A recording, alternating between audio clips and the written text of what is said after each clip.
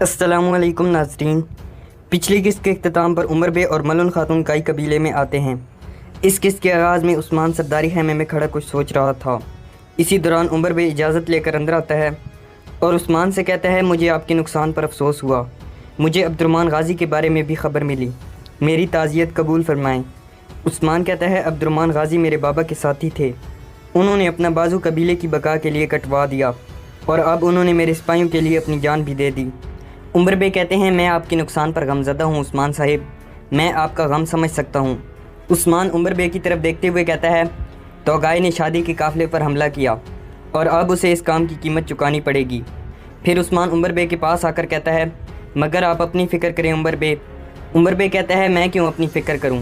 عثمان غصے سے کہتا ہے، جس نکولا کے ساتھ آپ نے معاہدہ کیا اس کے سپاہی وہاں پر تھے، انہوں نے توغائے کے ساتھ مل کر ہم پر حملہ کیا۔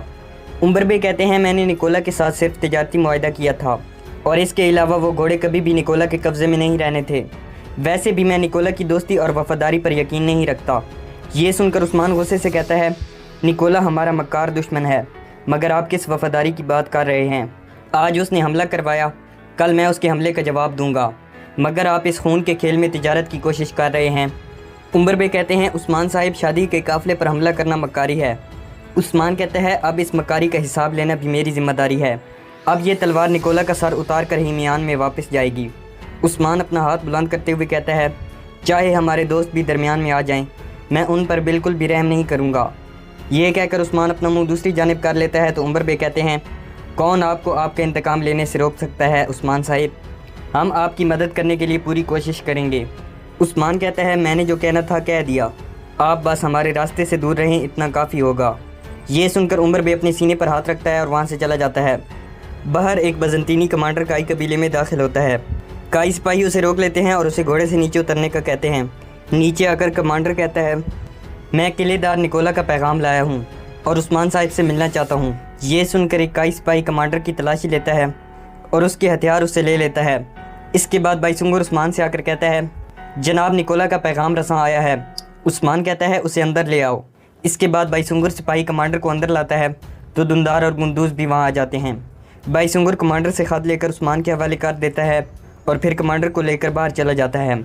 عثمان خط کھولتا ہے اور خط کو پڑھنے کے بعد کہتا ہے، کافروں کے سردار نکولا نے پیغام میں بتایا ہے کہ توغائے کہاں چھپا بیٹھا ہے۔ نکولا کہتا ہے، اس کا توغائے کے ساتھ کوئی گٹھ جوڑ نہیں اور اس نے قافلے کے ساتھ کچھ نہیں کیا۔ گندوز کہتا ہے، ہم اس پر یقین نہیں کر سکتے، یہ نکولا کا نیا کھیل ہو سکتا ہے عثمان۔ عثمان کہتا ہے، مجھے معلوم ہے یہ ایک چال ہے، لیکن ابھی ہم وہاں جائیں گے۔ گندوز کہتا ہے، کیا ہم ان کی گات میں پھنسنے جا رہے ہیں؟ عثمان کہتا ہے، ہم جائیں گے اور اپنی احتیاط کے ساتھ جائیں گے، کیونکہ ہمارے پاس وہاں جانے کے سوا کوئی چارہ نہیں ہے۔ مجھے بہت کم امکان ہے کہ توغائے ہاتھ آئے گا۔ عثمان کہتا ہے، اس کے علاوہ نکولا اس طرح کے آسان کھیل نہیں بن سکتا، ہو سکتا ہے کہ وہ درست کہہ رہا ہو کہ وہ توغائے کا دوست نہیں ہے۔ گندوز پوچھتا ہے، تو کیا ہمیں اس کا یقین کر لینا چاہیے بھائی؟ عثمان کہتا ہے، وہاں جا کر دیکھنے کے سوا ہمارے پاس کوئی اور راستہ نہیں ہے، جائیں اور سپاہیوں کو تیار کریں۔ یہ سن کر گندوز اور دندار وہاں سے چلے جاتے ہیں۔ دوسری طرف عمر بے کے سامنے بہادر ایک سونے کے سکوں والا صندوق رکھتا ہے۔ بہادر جب وہاں سے چلا جاتا ہے تو عمر بے سونے کے سکے اٹھاتے ہوئے ملن خاتون سے کہتا ہے، ہم ایناگول قلعے میں داخل ہونے کے لیے نکولا کے ساتھ مل کر کام کرتے رہیں گے۔ ملن کہتی ہے، مگر عثمان صاحب کو تو لگتا ہے کہ ہم تمام کائیوں کی طرح غدار ہیں۔ عمر بے کہتے ہیں، اسی وجہ سے میں بھی اداس ہوں بیٹی، اس کے خیال میں قافلے پر حملے کے ذمہ دار ہم ہیں۔ ملن پوچھتی ہے، آپ انہیں ہمارے نکولا کو گھوڑے بیچنے کا اصل مقصد کیوں نہیں بتا دیتے جناب؟ یہ سن کر عمر بے کھڑے ہو جاتے ہیں اور ملن خاتون کے پاس آتے ہوئے کہتے ہیں، چاہے عثمان اور اس کا قبیلہ ہمیں غدار کی نگاہ سے دیکھے، ہم اپنا کھیل ظاہر نہیں کریں گے۔ ملن کہتی ہے، عثمان کا قریبی غدار اب بھی قبیلے میں ہے، اس کے ہوتے ہوئے بھی عثمان صاحب ہم پر غداری کا الزام لگا رہے ہیں۔ عمر بے دندار کی انگوٹھی کو دیکھتے ہوئے کہتے ہیں، پریشان نہ ہو بیٹی، اس غدار کا وقت قریب آ رہا ہے۔ دوسری طرف عثمان اور اس کے سپاہی جنگل میں ایک جگہ پر انتظار کر رہے تھے۔ اسی دوران جارکتائی اور آئی گل بھاگتے ہوئے وہاں آتے ہیں اور آئی گل عثمان سے کہتی ہے، ان کے سپاہی روانہ ہونے کے لیے تیار ہیں جناب، ان کی تعداد بہت زیادہ ہے، ایسا لگتا ہے کہ وہ حملہ کرنے کے لیے جا رہے ہیں۔ جارکتائی کہتا ہے، لیکن ہم وہاں توغائے کو نہیں دیکھ سکے جناب۔ عثمان کہتا ہے، جب کافر سپاہی یہاں ہیں تو وہ بھی آس پاس ہی ہوگا۔ پھر عثمان گندوز سے کہتا ہے، بھائی جان توغائے کو میں ماروں گا، جبکہ باقی سپاہی آپ کے حصے میں آئیں گے۔ گندوز کہتا ہے، آپ فکر مت کریں عثمان، ان میں سے کوئی زندہ نہیں بچے گا۔ یہ کہہ کر وہ سب آگے کی طرف چل پڑتے ہیں۔ ادھر توغائے کے ڈیرے کا منظر دکھایا جاتا ہے۔ سب لوگ اپنے اپنے کاموں میں مصروف تھے۔ اسی دوران عثمان کے سپاہی وہاں پہنچ کر ان پر تیروں سے حملہ کر دیتے ہیں۔ گندوز اور باقی سپاہی بھی اپنی تلواریں نکال لیتے ہیں اور کافروں پر ٹوٹ پڑتے ہیں۔ دوسری طرف جنگل میں بھی کچھ منگول گھوڑوں پر سفر کر رہے تھے۔ ادھر بھی عثمان اور اس کے سپاہی منگولوں پر حملہ کر دیتے ہیں اور منگولوں پر قہر بن کر ٹوٹ پڑتے ہیں۔ عثمان اور اس کے سپاہی عبد الرحمن غازی کی شہادت کی وجہ سے کافی غصے میں تھے۔ اسی وجہ سے وہ کافروں پر کوئی رحم نہیں کھاتے اور وہاں خون کی ندیاں بہا دیتے ہیں۔ عثمان منگول سپاہیوں کو مارنے کے بعد توغائے کو تلاش کرنے لگتا ہے۔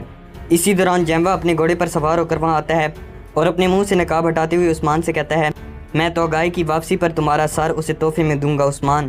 یہ کہہ کر جیموا اپنا گھوڑا واپس دوڑا دیتا ہے۔ کچھ دیر بعد عثمان کے سپاہی تمام منگولوں کو ختم کرنے میں کامیاب ہو جاتے ہیں۔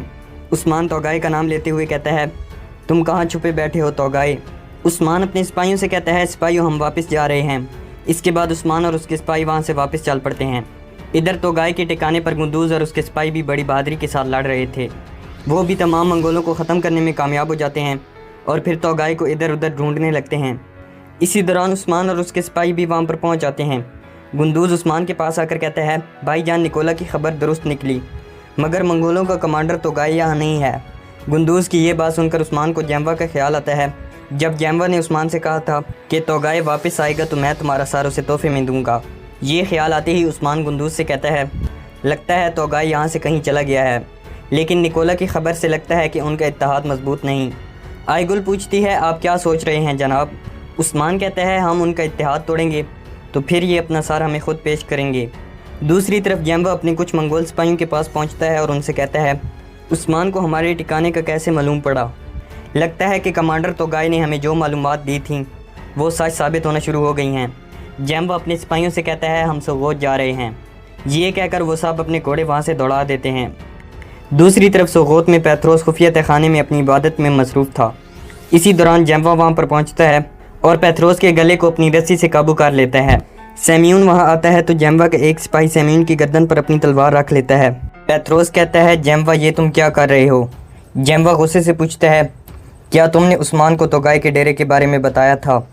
پیتروس اور سیمیون یک آواز میں کہتے ہیں، صرف دندار کو اس کی خبر تھی۔ یہ سن کر جیموا پیتروس اور سیمیون کو چھوڑ دیتا ہے اور پھر کہتا ہے، اگر اس میں تمہاری غداری کا سایہ بھی ہوا تو توغائے کی تلوار تم لوگوں کی گردن پر ہوگی۔ پیتروس اٹھتے ہوئے کہتا ہے، ہم غداری کیوں کریں گے جبکہ ہمارا دشمن تو عثمان ہے؟ جیموا پیتروس کے پاس آتے ہوئے کہتا ہے، اگر تم لوگوں کا اس میں ہاتھ ہوا تو تمہاری موت آسان نہیں ہوگی پیتروس۔ پھر جیموا سیمیون سے کہتا ہے، تم دندار کو خط لکھو گے۔ دوسری طرف سرداری خیمے میں کچھ سرداران جمع تھے۔ دندار عثمان سے کہتا ہے، توغائے کو جیسے ہی نکولا کی خبر کے بارے میں معلوم پڑے گا ان کا اتحاد ٹوٹ جائے گا۔ عثمان کہتا ہے، اگر نکولا نے توغائے کو بھی بیچ ڈالا ہے تو یقیناً اس کی کوئی وجہ ہوگی اور ہم اس موقع کا فائدہ اٹھائیں گے اور ان کا پیچھا کریں گے۔ بامسی صاحب کہتے ہیں، لیکن عثمان صاحب ہمیں پہلے نکولا سے نپٹنا چاہیے۔ گندوز کہتا ہے، بامسی صاحب نے ٹھیک کہا، اگر ہم نے پہلے نکولا کو مار دیا تو توغائے کو بھی مارنا آسان ہو جائے گا۔ اسی دوران ساؤچی اجازت لے کر اندر آتا ہے تو سب سرداران کھڑے ہو جاتے ہیں۔ ساؤچی عثمان کے پاس آتے ہوئے کہتا ہے، تمہاری جنگ مبارک ہو اور جیت تمہارا مقدر ہو بھائی۔ اس کے بعد عثمان اور ساؤچی آپس میں گلے ملتے ہیں۔ عثمان ساؤچی سے کہتا ہے، آپ تو جلدی چلے آئی بھائی۔ ساؤچی کہتا ہے، تمہیں ضروری خبر دینی تھی عثمان۔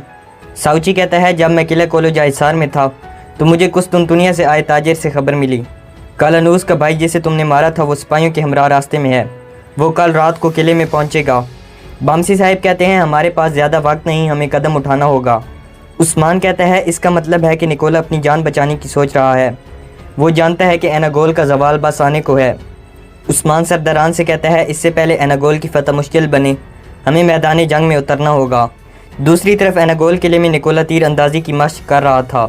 ہیلن نکولا سے کہتی ہے، جناب کیا آپ کو لگتا ہے کہ عثمان نے ہم پر بھروسہ کر کے جیموا پر حملہ کیا؟ نکولا تیر چلاتے ہوئے کہتا ہے، ایک بیڑی اپنے شکار کے لیے جاتا ہے چاہے وہ خطرناک ہی کیوں نہ ہو۔ اگر عثمان کو حملے میں توغائے نظر نہیں آیا تو وہ جیموا اور اس کے سپاہیوں کو مار دے گا۔ نکولا کہتا ہے، کل کالانوس یہاں ہوگا، مجھے صرف سوغوت ہی نہیں بلکہ توغائے کا بھی قاتل بننے کا شرف ملے گا۔ ہیلن کہتی ہے، کالانوس عثمان سے اپنے بھائی کا انتقام لینے کے لیے پرندے کی طرح اڑتا ہوا آ رہا ہوگا۔ نکولا تیر چلاتے ہوئے کہتا ہے، میں کالانوس کے غصے کو اپنی فتح کے لیے استعمال کروں گا۔ دوسری طرف دندار اپنے خیمے میں ایک خط کو پڑھ رہا تھا۔ اسی دوران حضل خاتون وہاں آتی ہے اور دندار کو پریشان دیکھ کر کہتی ہے، کیا آپ مجھے بتائیں گے کہ کیا ہوا ہے؟ دھندار کہتا ہے انہوں نے مجھ سے کافی وقت سے رابطہ نہیں کیا ہے خاتون، اور اب وہ مجھے بلا رہے ہیں۔ دھندار حزل سے کہتا ہے اب وقت بہت قریب آ چکا ہے خاتون، ہمیں ظالم بن کر میرے اور میری سرداری کے بیچ آنے والے کسار کو چلنا ہوگا۔ یہ سن کر حزل پریشان ہوتے ہوئے کہتی ہے مت بھولو کہ عثمان کے باقی دشمنوں کے ساتھ کیا ہوا تھا۔ یہ سن کر دھندار ایک طرف چلا جاتا ہے اور پھر کہتا ہے میرے پاس سوائے سار کے کھونے کے کچھ نہیں ہے خاتون، میں چاہتا ہوں کہ تم کست مونیا چلی جاؤ تاکہ میں حساب کے دن تمہارے لیے پریشان نہ ہوں۔ حزل کہتی ہے اگر ہم مریں گے تو اکٹھے مریں گے دھندار، میں آپ کے ساتھ ہوں اور آخری دم تک آپ کے ساتھ ہی کھڑی رہوں گی۔ پھر حزل دھندار سے پوچھتی ہے آپ توگائے کو کیسے ڈھونڈیں گے؟ دھندار کہتا ہے توگائے عثمان کے حملہ کرنے کے بعد خود مجھے ڈھونڈے گا، میں توگائے کے ساتھ مل کر عثمان پر آخری ضرب لگاؤں گا۔